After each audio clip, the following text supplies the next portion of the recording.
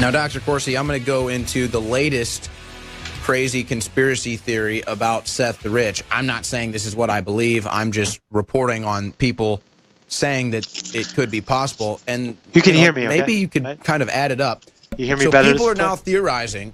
Hold on, just playing this thing. I can hear you fine. I can hear you fine. I'm gonna start.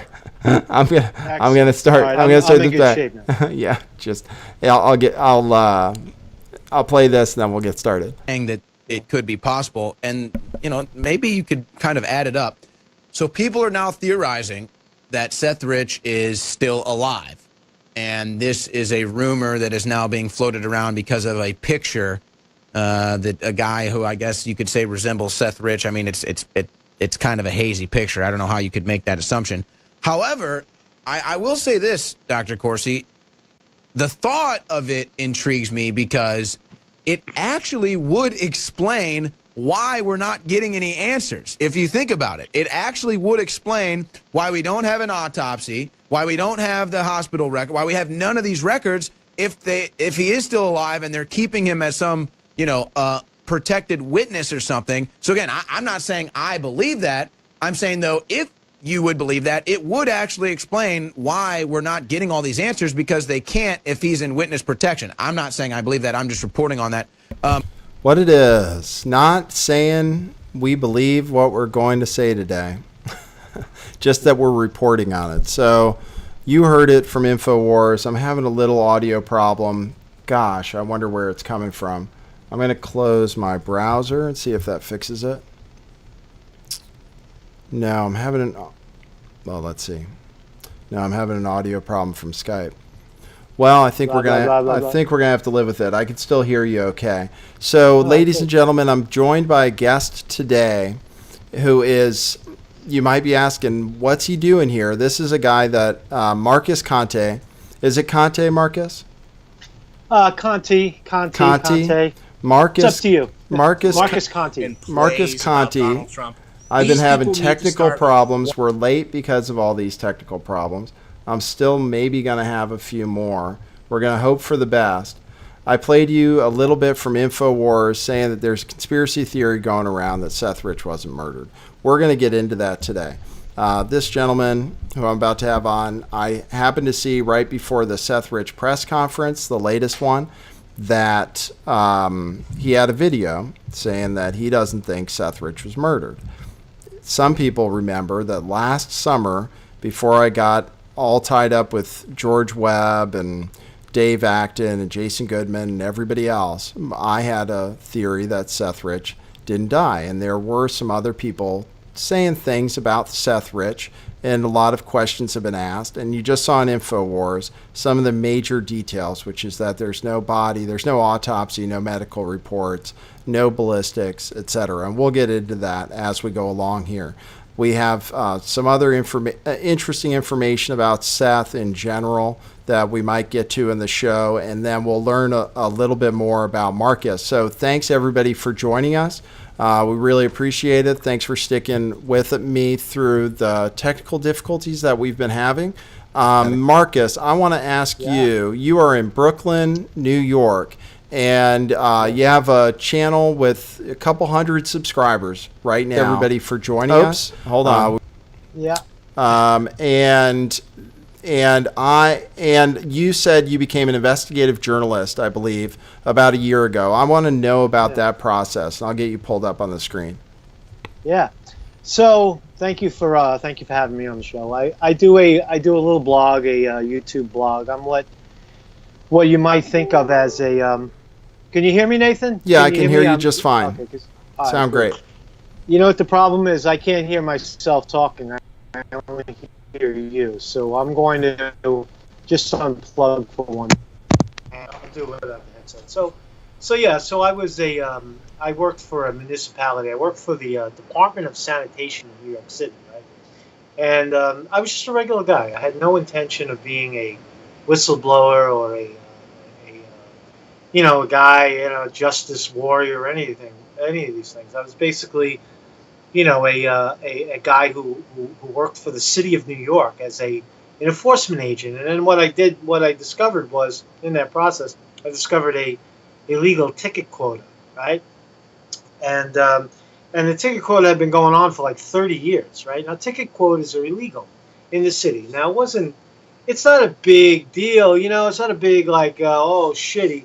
You know, it's not like the Awan brothers discovering, you know, aspiring in Congress. But a 30-year running ticket quota where the Department of Sanitation was running people over with tickets was pretty profound. And then when I was in a position in uniform, being asked to do this, I respectfully declined, you know, and I became the target of all kinds of nonsense. I became, you know, like they basically torture you until you quit. False write-ups, you know. So the end of that was that I ultimately sued them on the premise that it was discrimination, it was retaliation, but it was also for whistleblowing, for exposing the 10-ticket quota. And in the judicial system, I found that you can't fight, you know, you can fight City Hall all you want. And what happened was they basically took my case and threw it in the garbage. You know, I lost at discrimination court. I lost at the Supreme Court in New York. I appealed. I lost in the High Court in New York State. And never once would the court mention a ticket quota. So I got basically, you know, fucked. You know, I got screwed. And I was without a job. And then that was 2015. And then what happened? Bernie Sanders happened, right? You know, and the rise of what we then called the progressive movement and the hope. Remember that word, hope? Hope! Hope, Mr. Hope, Obama. Hope!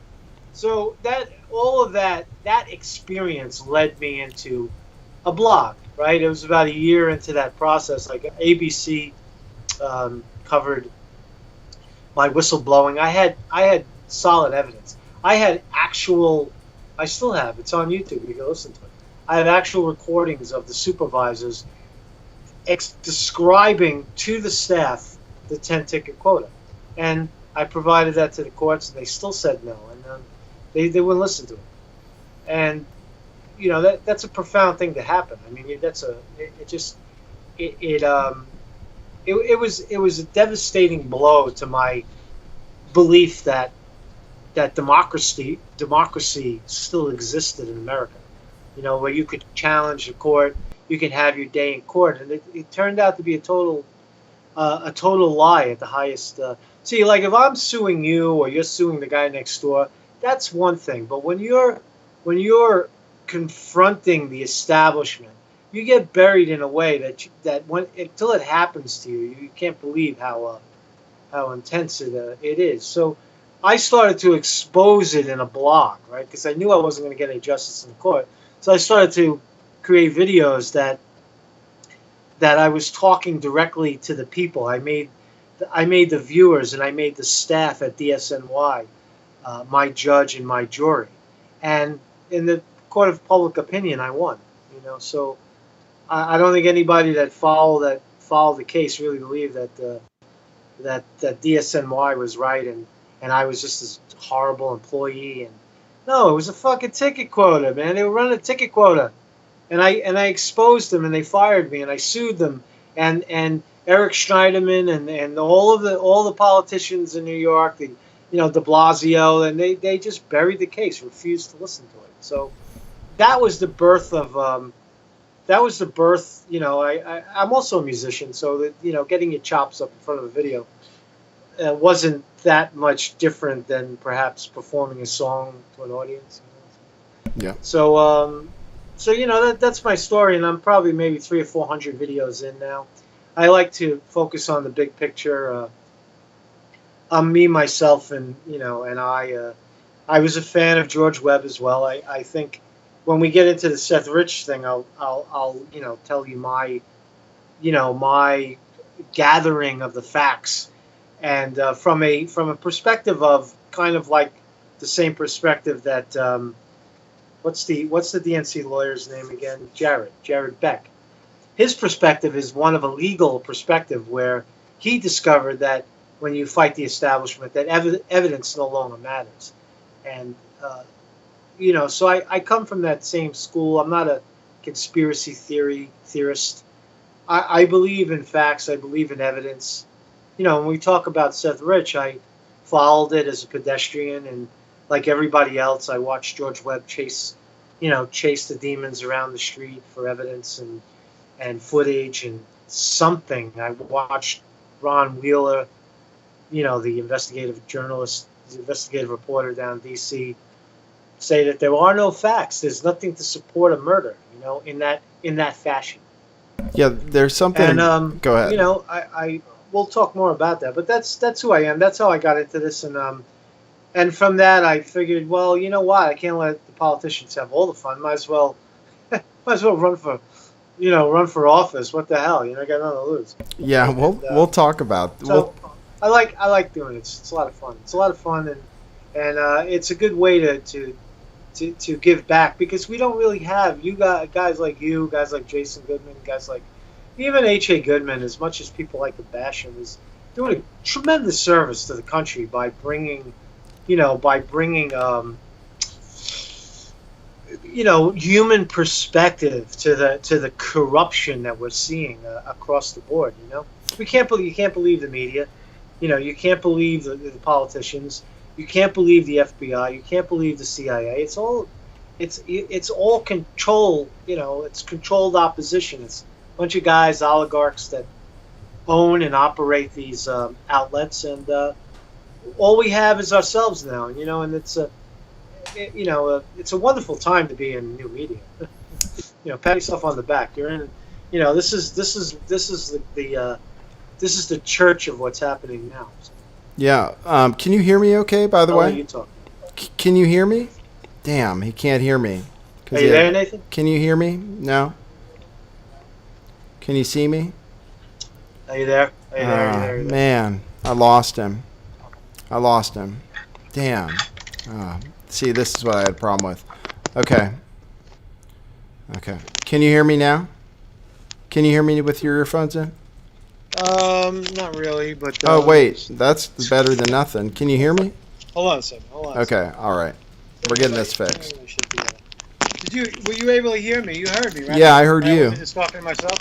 We all heard you and saw you. So that's good. See, these are the obstacles that we'll have to... I know. They're always trying to shut us down. Because we're just, we're figuring it out, and that's okay. It's okay. Yeah, people are used to it on this show. Don't worry about it. Can you hear me, my brother? I can hear you. But I don't think you can hear me. Not right now. Yeah, this is... There, maybe with your earphones in. Can you hear me with your earphones in?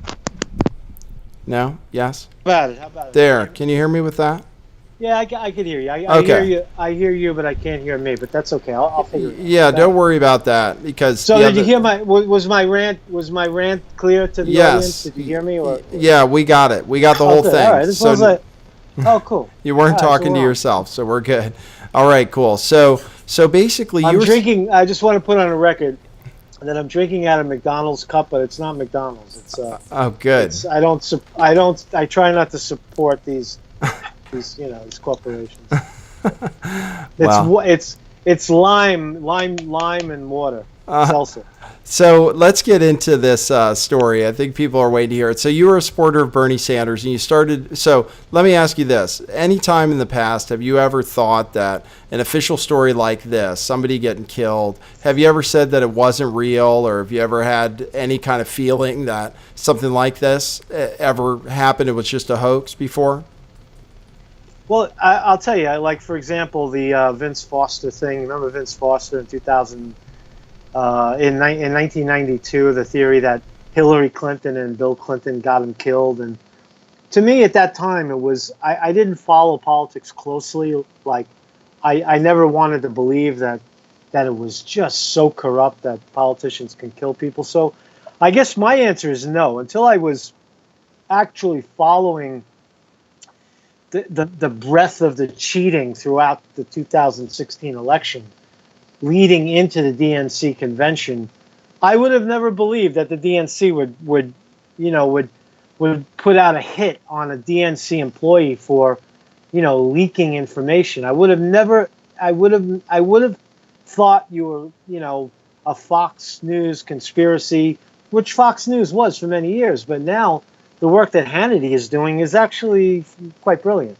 So I don't know. I would have never believed the story that I'm telling unless I followed it very closely. And the evidence suggests that, we'll talk more about it. But yes. The evidence suggests it didn't happen the way they say it happened. So how did you start coming to that conclusion? Because we talked a little bit about it, and I watched a little bit in your video. I mean, the truth is there is no autopsy. There is no death certificate. There was no ballistics. We have no video, no body cam, and all of these things should exist. So when did you get to the conclusion that maybe he didn't die?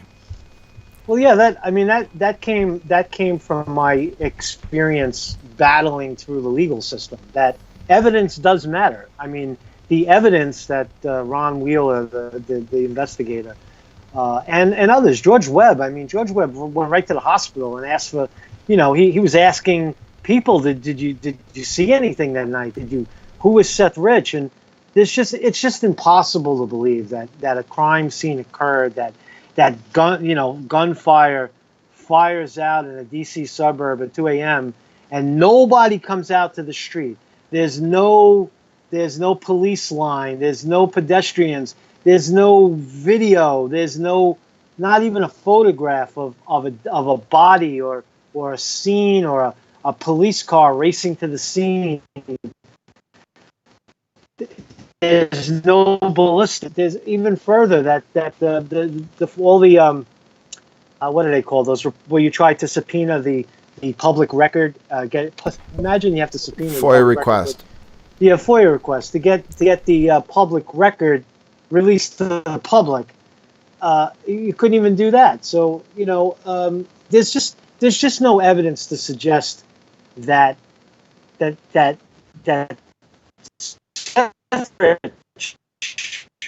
was in that location at 4 a.m. It's just there's just no evidence to suggest it. It's a nice story, right? And I'll also add that I honestly don't think he's alive. I have heard and it's not what the InfoWars is saying is not actually true. That's a new theory, because George Webb had said a year ago that Seth Rich is likely to be in Israel on a vacation with Eric Braverman, and Eric Braverman turned out to be alive. But the only difference is that there's a tombstone with Seth Rich's name on it in Nebraska, in his hometown.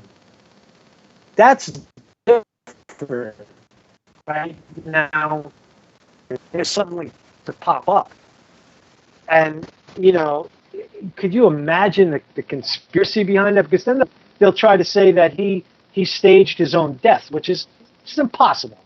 That's an impossibility. So I think that and if you watched my video, then my theory is that Seth Rich is in fact dead, but he was killed later by the same people that offered him a way out.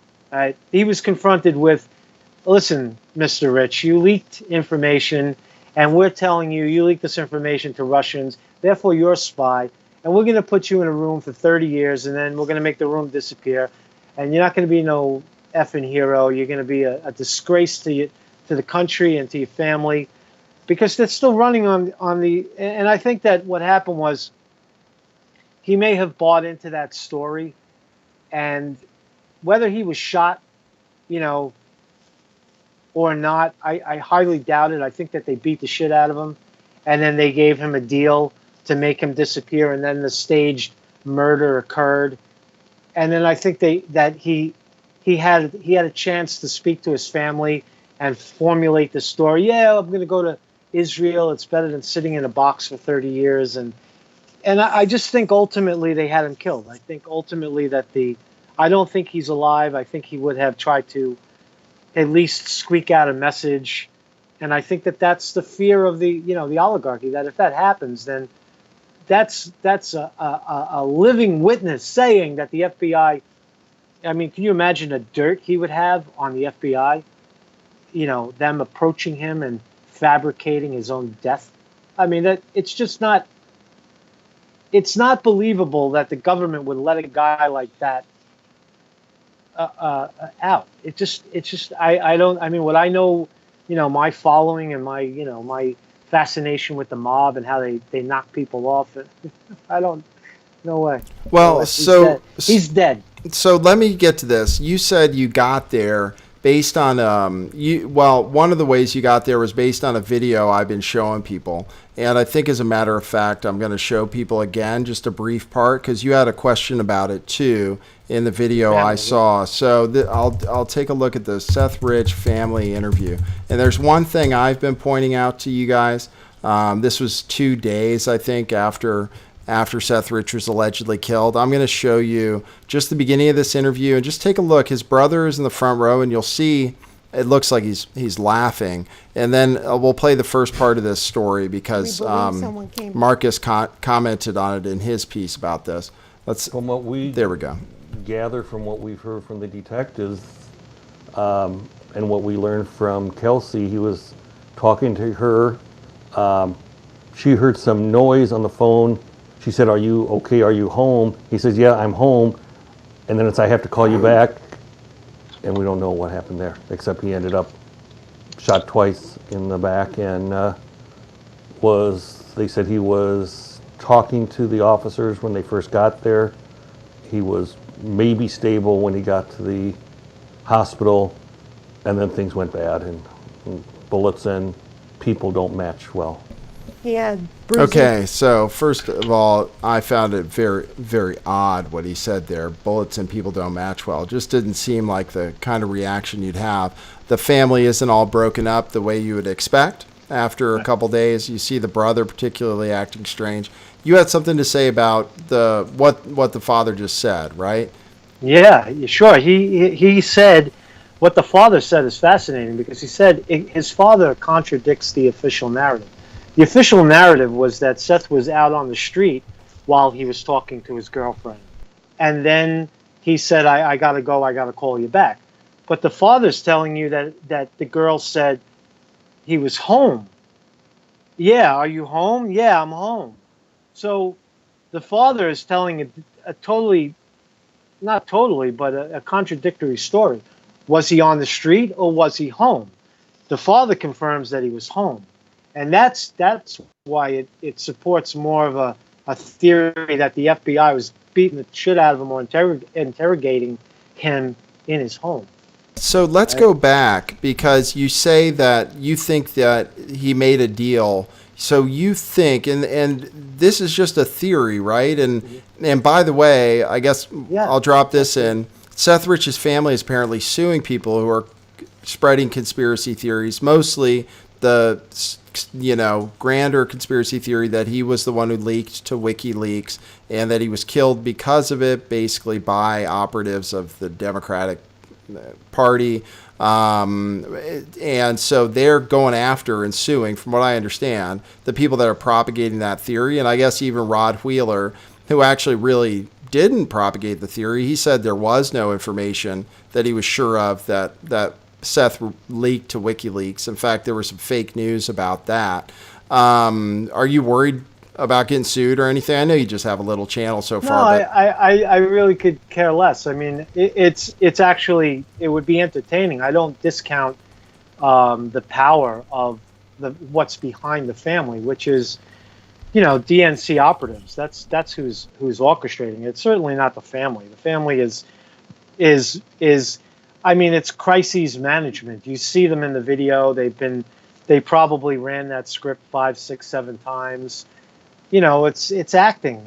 So if what are they going to sue everybody? For what? Speaking of, it's just a theory, really. I don't base it on evidence, but I base it on, when someone that contradiction right there with the father is fascinating. I mean, he was at home. Right? He wasn't on the street, right? There's no ballistics. There's no bullets. Where's the blood stain? Show me a blood stain.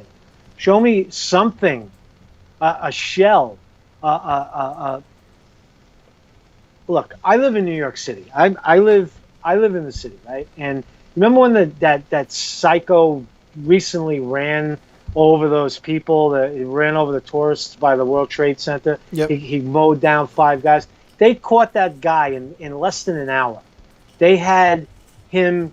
They had no evidence, nothing. All they had was I believe a photograph, and they got the car, the make, where they rented it, his name, and within an hour they had that guy locked up. That's the way the FBI can work. Now you're telling me that two hoods in D.C. botched a robbery and they don't know who it is? It's not believable. That's the point, right?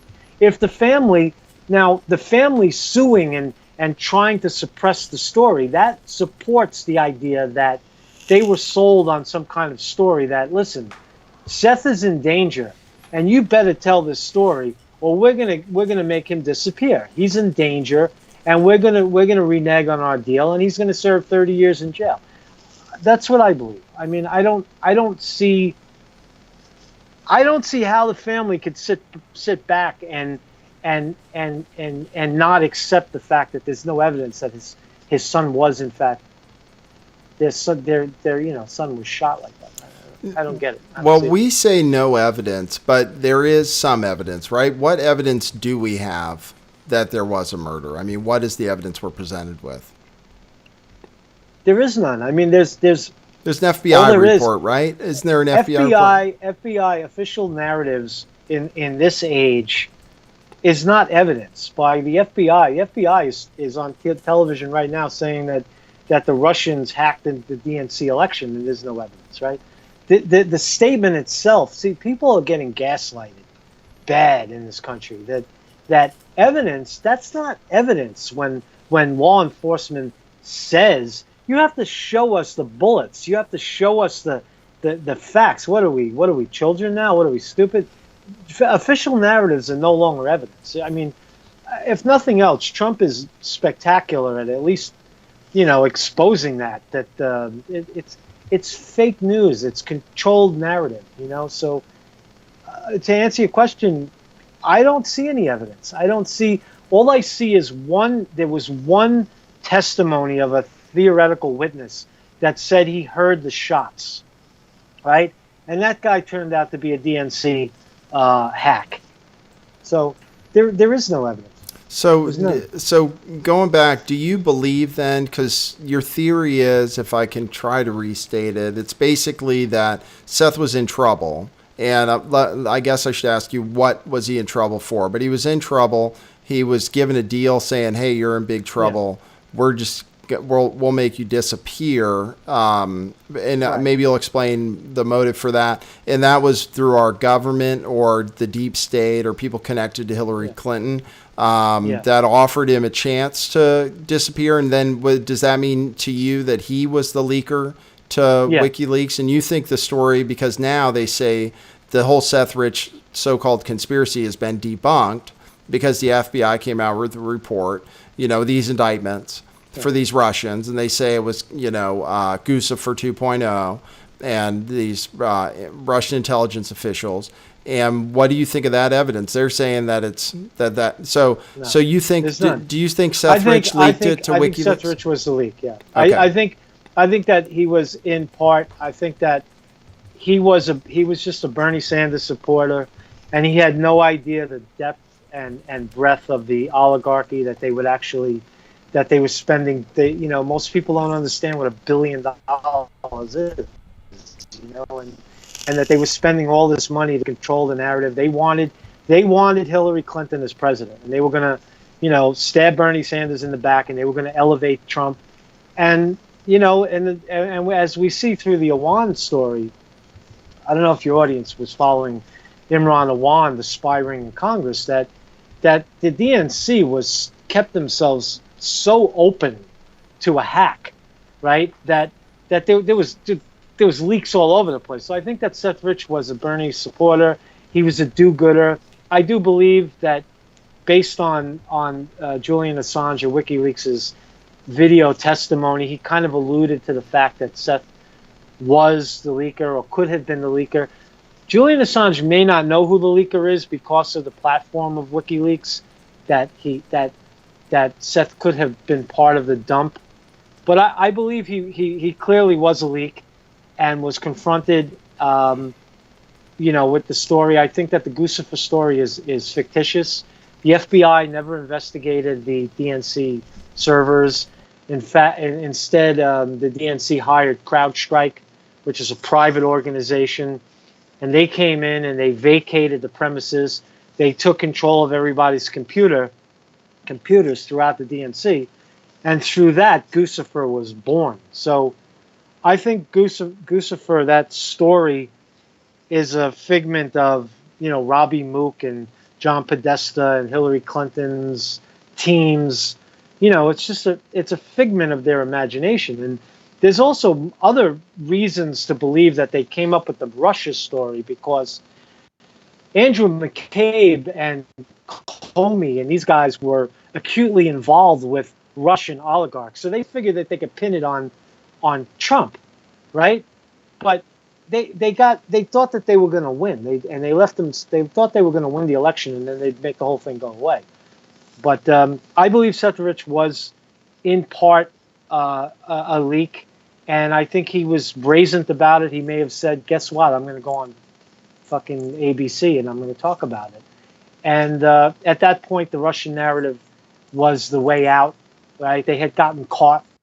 They were rigging elections all across the country. The exit polls didn't match. The 2 million ballots in California not counted. Bernie Sanders against Sanders, not against Trump. That was later, right? Yeah. So when Bernie Sanders got the hatchet job, and the delegates walked out of the DNC convention, that was the opposition to Hillary Clinton, not fucking Russia. Those are Bernie supporters on Facebook attacking Hillary Clinton, calling her a corrupt entity. And ultimately, enough people sided with Trump, and Trump somehow beat the margin of cheating, and now he's the president. And so be it. It's punishment for the Hillary Clinton people. It's punishment for the oligarchy, and it's punishment for the rest of them, because I still believe that Trump, he doesn't have the fortitude or the economic insight to really break through. I think Sanders had it, but Sanders proved not to be a leader. He proved to be a very, a weak hand, if you will. What do you think of the idea? And let me propose to you. So what do you think of the idea? You say Seth Rich is probably dead because he would leak out. He would say what happened to him otherwise. And I propose that might not be the case if he's still trying to hide out. Is it possible that there was an intelligence force or an intelligence organization involved with Seth Rich? Seth Rich has some connection to Israel. He's from Omaha. There's a picture of him with Warren Buffett. Just some odd duck stuff. Do you think it's possible? And the Israelis are behind Donald Trump. And there are already stories officially that Israeli intelligence groups were involved in basically doing what they say Russian bots were doing, on the internet, manipulating social media. You think it's possible it was some kind of Israeli operation to get him out of there and extract him, since he was the guy that did it? Or do you think it's possible the whole thing was... I think when you say the name Warren Buffett, for people who don't know Warren Buffett is worth personally like $52 billion. Billion with a B. So with that kind of money, can you make a person disappear and live the rest of their life comfortably? Damn right you can. So the theory that Seth Rich could be somehow protected in a bubble some way, it's not unrealistic, but it comes back, it comes, whether that's true or not, it definitely comes back to that recording where when you watch the family, that there's no support there to say that they believe that he's dead. They believe that he's alive. Family believes that he's alive. In that video, at least they did at the time. And could the government, under the billionaire Warren Buffett from Nebraska, Berkshire Hathaway, billions and billions of dollars, give him an escape pod into Israel to shh. Sure, it's possible, but I got to ask you, what's your evidence? I mean, what's your evidence that Seth Rich is alive in Israel, other than, George Webb whispering into the camera that someone told him, some Israeli, what's it called? What's the Israeli CIA? The Mossad. Yeah, the Mossad whispered in George, Seth is alive. I mean, where's the evidence that? Well, I'd like to believe it, but we have to until there's no evidence that he was shot in D.C. on the ground like that. That's fact, right? It doesn't, the story doesn't match the evidence, right? So I say, if we're to go in that direction, is it a possibility? It's a theory, yeah. That's a theory, based on no facts. My theory is based on the testimony of the family, that it's virtually impossible to get the family to go on record like that, and with the brother busting out laughing in the front row, the father contradicting himself, said he was at home, the absence of remorse. I told in that video, I said my kid, one of my 3 cats, died, and I was heartbroken. For 3 days, 2 days, I couldn't talk. I would think of the cat, I would cry. But no remorse. Your son was shot and killed on the streets, and they're trying to sell a political story that he was a do-gooder, and it doesn't add up. Doesn't add up, man. Yeah, well, his brother also worked for Northrop Grumman, which is basically part of the deep state military industrial complex. So that's an interesting connection. And I think his brother is the most aggressive in pursuing people who spread the so-called conspiracy theory. Here's where this thing goes for someone like me, is I think WikiLeaks and this Seth Rich thing, it was a very pro-Trump conspiracy. Right. And yeah. I do believe, and in the end, it ended up morphing in this, if you follow from Seth Rich to WikiLeaks to Pizzagate, which is from the same Podesta emails, right? Then, and all of these things helped Donald Trump, and WikiLeaks was suspiciously pro-Trump, I thought, during the run-up to the election. Do you think that this Seth Rich story, especially at least the conspiracy theory that grew up around it, right, which is that he was taken out by the DNC, which you're kind of saying is true anyway, whether he was murdered or not, that the DNC took him out. That's why I propose like a counter theory. Did you, being a Bernie Sanders supporter and maybe having a little bit of sympathy towards Donald Trump's candidacy, which I did at the time, he just didn't follow through on anything until this Russia thing, which I love. But besides that, do you think that it helped? Stories like the Seth Rich story, do you think they helped move the needle at all from people who are Bernie Sanders supporters, maybe to be inclined to support Donald Trump? Yeah, I would disagree that that the Seth Rich story started as a pro. I don't think it was a pro-Trump story. I think it was I think that was the look. The Clintons are masterful. The DNC, the machine, the spinning operative to spin the story that, while they were being attacked by Bernie, they made it, the Bernie supporters, they turned it into a pro-Trump argument. So, I think Seth Rich was an anti-democratic, anti-establishment, democratic establishment story through and through. Because if it was up to the Trump supporters, what do they care? What did the Trump supporters or anybody on the Trump side care about the DNC? Knocking off some operative. It doesn't affect them. It affected the Sanders supporters. What was your question again? I forgot. Well, my question, you kind of answered it a little bit. You might think something that on the right wing, which is maybe more the people who listen to my show, okay? I'm libertarian, basically. But I support some socialist positions like healthcare. I think debt should be just erased, and the banks should take the hit, basically. So I think I agreed with a lot of the things Sanders said, and I voted for him in the California primary, and I do believe my vote was stolen because I was kicked off the rolls. I went and I wasn't registered for some reason. So I had to file a provisional ballot, which only 30% or something of those end up being counted. So I felt robbed by the campaign. But on the right, this is a major conspiracy. This Seth Rich thing, this Seth Rich story, who his name was Seth Rich, and hashtag Seth Rich, and it's still going on. And then you had the Rod Wheeler investigation, which was funded by Ed Butowski, I believe, who had close ties to Donald Trump. And then they colluded with Fox News to spread a fake news story, which was that there was evidence. The FBI said that there were emails on a laptop going to WikiLeaks, and then Rod Wheeler retracted that. And then this latest press conference, which was totally a shit show, is the word that the guy that set it up used.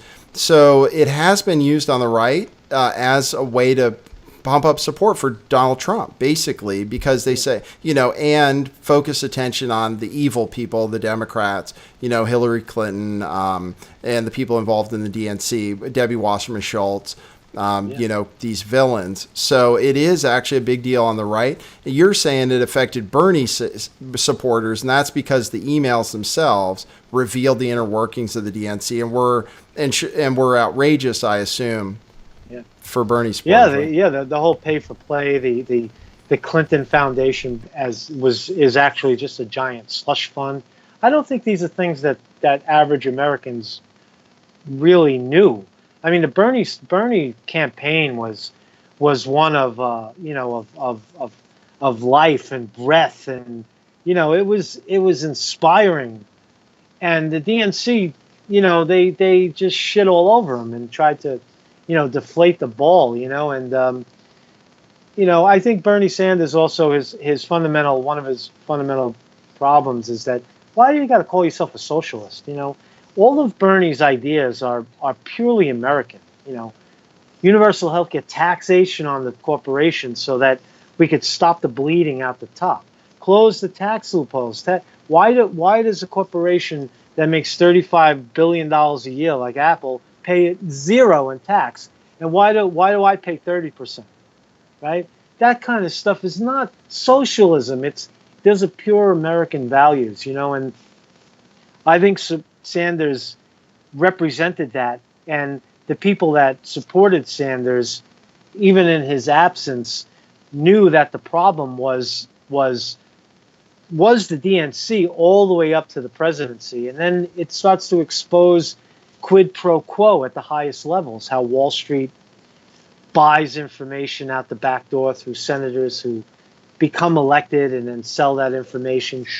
We'll give you a little information. You put some money in the Clinton Foundation, right? And then and you get in the queue, and then we'll give you your favor a little later on. And I think those types of revelations, I think Trump was kind of masterful to rally the Sanders supporters against Hillary. But that's what Trump does. Trump is a media guy. I think that, I don't think that. I don't know. I didn't see it. I think that Dr. Corsi does excellent work, and his work into the Clinton Foundation exposure and all that is masterful. But I can tell you that the original charge was not to support Trump whatsoever. The people on the Bernie Sanders side of the fence, in my view, believe that Trump was punishment.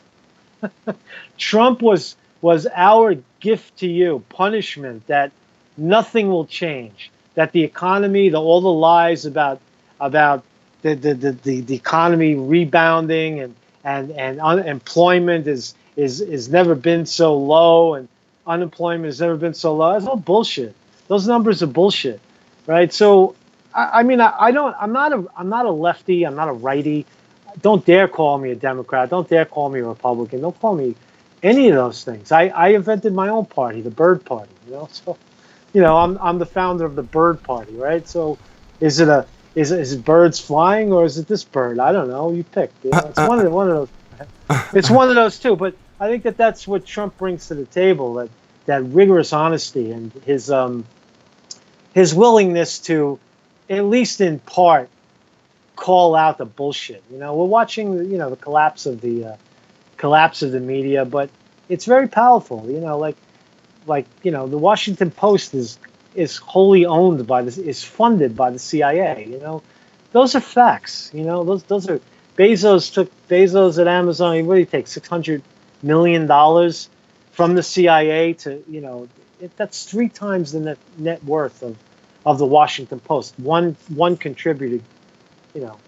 Those are the kind of facts that are in the record. So. I lost my train of thought. No, that's all right. Well, let's go on. I think we kind of covered where we're at with Seth Rich. And I want to let's talk about politics for 1 sec, because you've started the Bird Party, which could be FU or it could be Free Like a Bird, right? And you want a few different things. One of them is an 80% corporate tax. I just started a corporation selling T-shirts, which I'll promote after we're done with our interview. But I would suggest an 80% cut in government, basically, rather than doing that. But it is 80%, interesting. I'll correct it. 80% corporations that make over, you have to cap it maybe $5 million or $10 million. Large conglomerates, corporations that generate billions of dollars, millions and billions of dollars.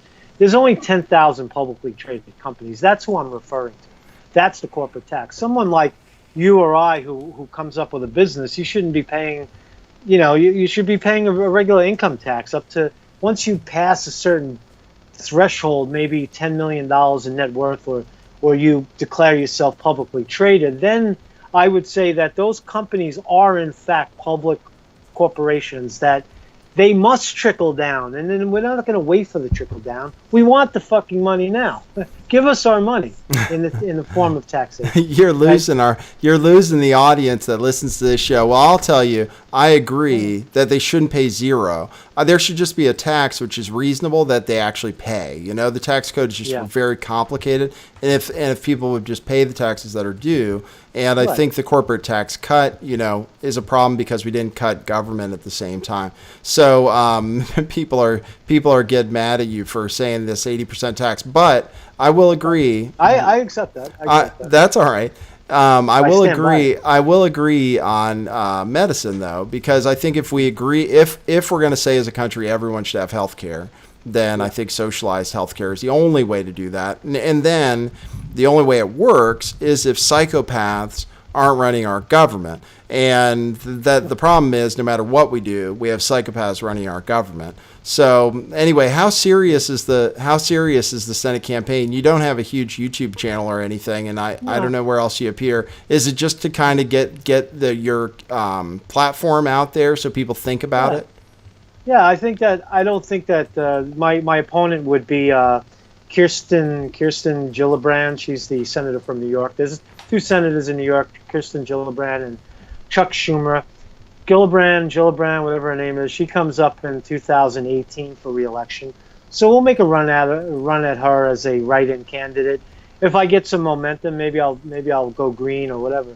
And then Schumer comes up in 2020. So if we fail for Gillibrand, I'll just keep running, run after Schumer in 2020. Look, let me just say about universal health care, because universal health care, if you take out the middleman, if you take out big pharma, right, and you take out the insurance companies, universal health care is easy. It's not a big budget. I also say shave, the military spending by 80%, right? It's 80% too much. You could take 10% of that and everybody gets universal health care. Now, if you're still a rich guy and you want to go buy your own private health care, you could go do that. You could go buy you could still have elite hospitals and elite health care, but you have to take care of your own people. Free college tuition at city and state universities, that's a given, right? But people say, how are you going to, I want to get back to one other thing, because I'm not going to let that sit out there. If you tax the corporations, people say, oh, you can't tax the corporations because they'll leave the country. Guess what? They already left the country. They operate. That's what the TPP was all about. The Trans-Pacific Partnership was setting up a global network where they weren't bound to the United States anymore, and therefore they're not bound to U.S. taxation laws. Now, Trump, not only did he knock their tax cut give him a tax cut from 34 to 20, right? He shaved 14 points off of their tax bracket, right? But he also made any monies made abroad is no longer taxable under the U.S. tax laws. So you just said goodbye to another $1 trillion. So anybody who doesn't want to hold the corporations, okay, and now, they're going to leave? Good. Let the door hit you in the ass, and then guys like you and I can start corporations again, and then small business thrives again. Now we have the American dream, the American way. Now we have capitalism thriving again, not corporations, monopolies, oligarchs ripping us off. Gosh, it's so interesting compared to the way I think about economics and stuff. But one of the things I've been doing on my channel is having like a freedom of thought. I think people should be able to hear a lot of different things and not freak out, and hear from people who, aren't necessarily known. But I really like the way you approach everything. And it's cool.